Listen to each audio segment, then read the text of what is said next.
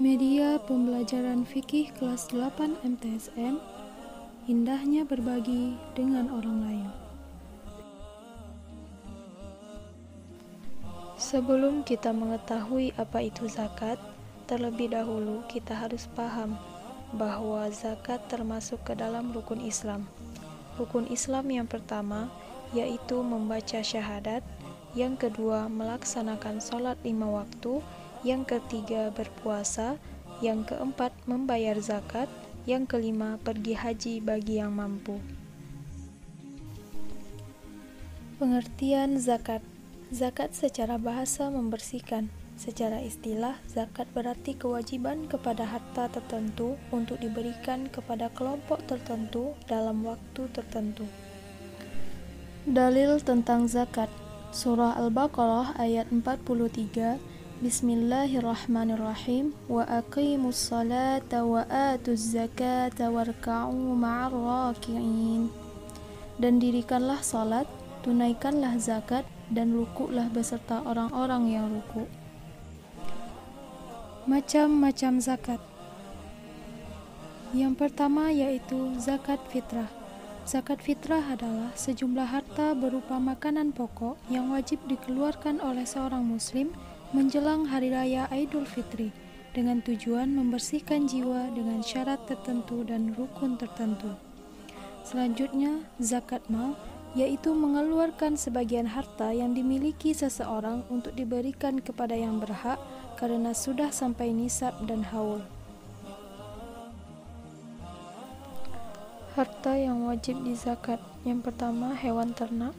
Hewan ternak meliputi hewan besar seperti unta, sapi, kerbau, sedangkan hewan kecil seperti kambing dan domba. Yang kedua, emas dan perak. Islam memandang emas dan perak sebagai harta yang potensial berkembang. Yang ketiga, harta perniagaan. Harta perniagaan adalah semua yang diperuntukkan untuk diperjualbelikan dalam berbagai jenis, baik berupa barang seperti alat-alat, pakaian, makanan, perhiasan, dan sebagainya. Yang keempat, hasil pertanian. Hasil pertanian adalah hasil tumbuh-tumbuhan atau tanaman yang bernilai ekonomis seperti biji-bijian, umbi-umbian, sayur-mayur, buah-buahan, dan lain-lain. Yang kelima, rikas atau temuan. Rikas adalah barang-barang berharga yang terpendam peninggalan orang-orang yang terdahulu, yang biasa disebut dengan harta karun. Berikut 8 golongan yang berhak menerima zakat fitrah. Yang pertama, fakir, yaitu orang yang amat sengsara hidupnya, tidak memiliki harta, dan tidak mempunyai tenaga untuk menutupi kebutuhan dirinya dan keluarganya. Yang kedua, miskin, yaitu orang yang mempunyai barang yang berharga atau pekerjaan yang dapat menutup sebagian hajatnya, akan tetapi tidak mencukupinya. Yang ketiga, amil, yaitu orang yang ditunjuk untuk mengumpulkan zakat, menyimpannya, membaginya kepada yang berhak, dan mengerjakan pembukuannya. Yang keempat, mu'alaf, yaitu seseorang yang berpindah agama atau keyakinannya dari agama yang dianut sebelumnya ke agama Islam. Yang kelima, riqab, artinya budak yang diberi kebebasan usaha mengumpulkan kekayaan agar ia dapat menebus dirinya untuk merdeka. Yang keenam, garim, yaitu orang yang memiliki hutang. Ketujuh, sabilillah, yaitu orang yang berada di jalan yang dapat menyampaikan sesuatu karena ridha Allah Subhanahu wa Ta'ala, baik berupa ilmu maupun amal.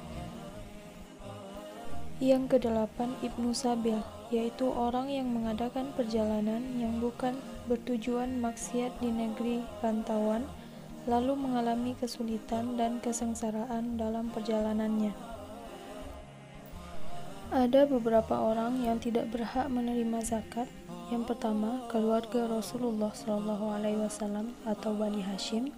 Yang kedua, orang kaya. Yang ketiga, orang kafir.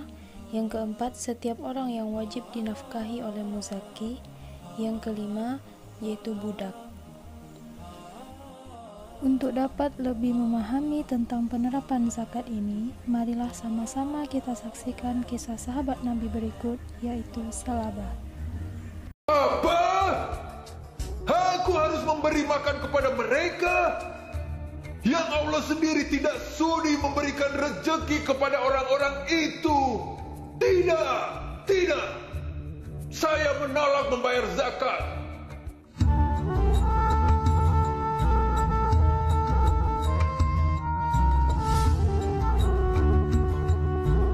Ada seorang sahabat Rasulullah bernama Salabah. Salabah adalah orang yang sangat miskin. Setiap selesai menunaikan sholat berjamaah di masjid, Salabah selalu buru-buru pulang duluan. Ini karena kain yang digunakannya untuk sholat hanya ada satu, dan Salabah harus bergantian memakainya dengan sang istri tercinta. Hari terus berlalu. Akhirnya Salabah menghadap Rasulullah. Ya Rasul, berikan kepadaku jalan untuk menjadi kaya. Rasulullah meminta Salabah untuk menerima rezeki yang ada dengan tawakal dan mengingatkannya untuk bersyukur agar Allah menambah nikmatnya. Namun Salabah bersikeras ingin menjadi orang kaya. Maka kemudian Rasulullah memberi sepasang domba kepada Salabah untuk dijadikan modal usaha. Dengan izin dari Allah, domba-domba itu berkembang biak dengan sangat baik, hingga ratusan jumlahnya. Salabah pun memiliki kebun kurma yang luas dan subur. Dalam waktu yang singkat, Salabah pun akhirnya dikenal sebagai orang yang kaya raya. Sayangnya, hati dan pikiran Salabah dikendalikan oleh hawa nafsu. Saking takutnya kehilangan harta, Salabah sampai lupa dengan ibadah. Sholat berjamaah pun ia tinggalkan karena terlalu sibuk mengurus ternak dan kebunnya.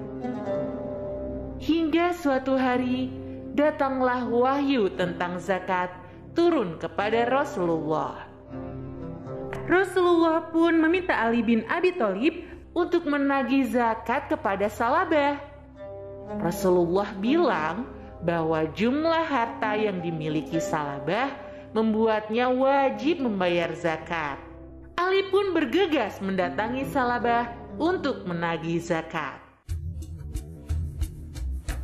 Salabah, Rasulullah mengatakan bahwa engkau harus membayar sebagian dari kekayaanmu untuk fakir miskin, ujar Ali.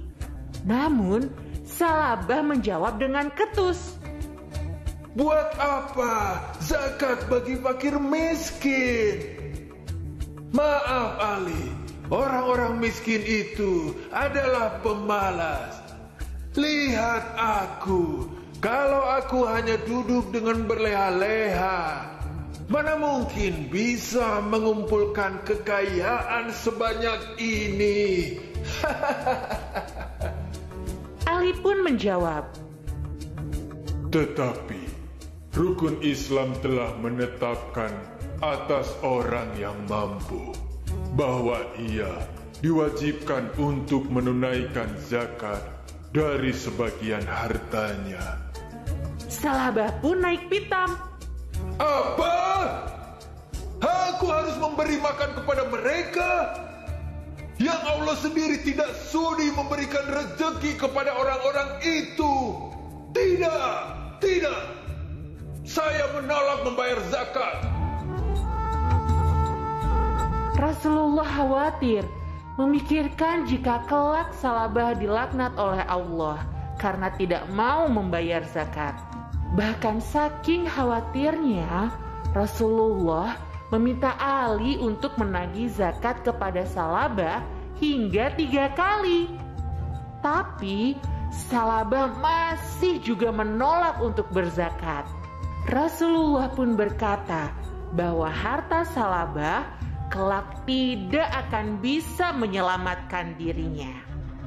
Apa yang diucapkan Rasulullah pun terjadi.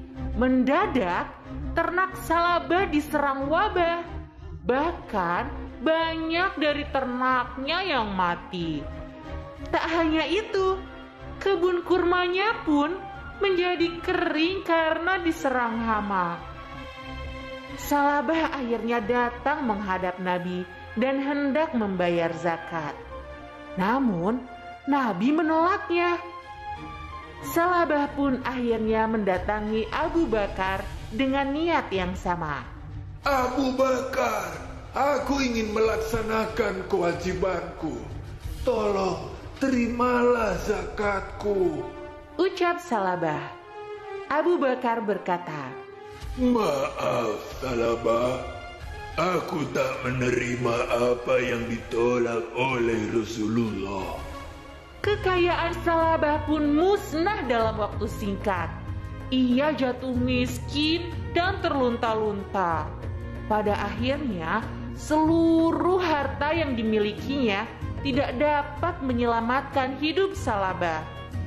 Salabah tidak mau berzakat karena begitu sayang dengan hartanya dan tidak mau merugi. Padahal berzakat tidak akan pernah membuat seseorang menjadi miskin. Nah, dari kisah Salabah tadi, kita dapat menyimpulkan bahwa harta yang kita miliki adalah sebagian milik orang lain. Jadi, kita jangan pernah takut kehabisan harta ketika berzakat. Semoga video pembelajaran ini bermanfaat bagi kita semua. Jazakumullah khairan.